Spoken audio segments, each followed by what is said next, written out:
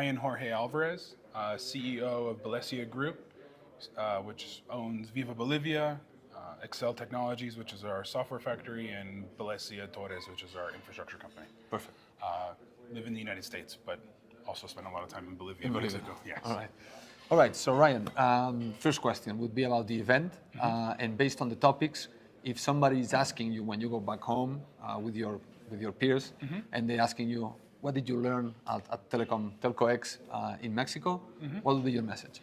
I would say that more people are starting to get on the bandwidth that we've had. The idea that we had with Alva and our super app was born 7 years ago, and it's something that it's been a very arduous process to get into the brains of various MNOs and partners and just the telecom industry in whole. So the fact that I think it's starting to really sink in, those opportunities that are necessary to grab, is comforting. It's validating actually, because we've been working on it so long, so hard. So for me, it was great to see people on the same type of wavelength, different ways of looking at the similar problem, but the same overall wavelength. So it was very good. It was a very good event. I'm very happy to be part of it. Okay, and you're doing something which is quite special, I think, in terms of if you compare to the operators, they've lost the apps, they lost many things on the way, they lost messaging and so on. And then you have to partner with different companies that they are also responsible of the operator losing a little bit on some of the things that they were building.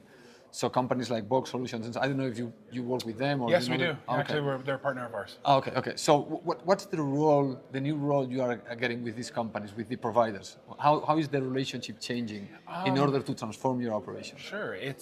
For me, especially with Vox and other companies, it's learning what they're doing and how we can implement it together. So it's something where we're working with them. They're obviously helping us with our traffic and various different things. But one of the things that we're really excited about working with Vox is the partnership aspect of taking what they do and what we do and kind of combining that to where it's a full platform for other MNO operations.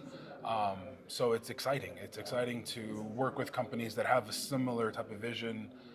Asan, the CEO, I talked to many times. We're very close in that type of strategy, and it's something where that to me is the ethos of what the application is to the user side, but we take that onto the business side as well. So we really enjoy the partnership aspect because there's no way we can be great at everything. We need people to be good at what they're good at and collectively do something together.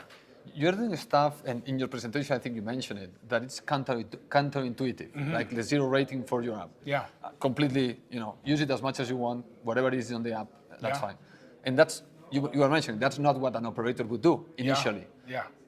Why, what's the main message of that? When you're pinpointing that message to the operators, what are you actually telling them?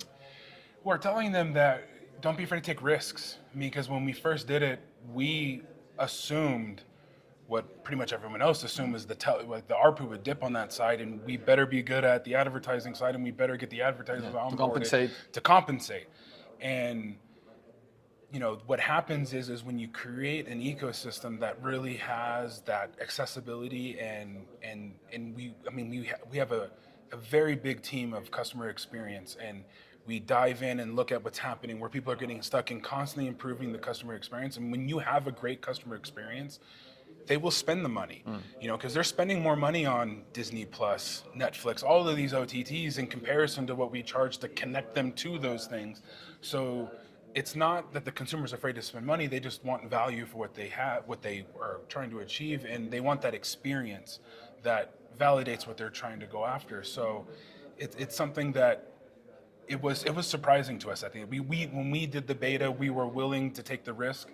We bought the company to take the risk because, again, we've been doing this for 7 years, really trying to push this, but no one really believed in us. And as a family business, when no one believes in you, you have to believe in yourself. So that's why we bought the operation. That's why I'm an American living in Bolivia, dealing with the language and all those things, the cultural change.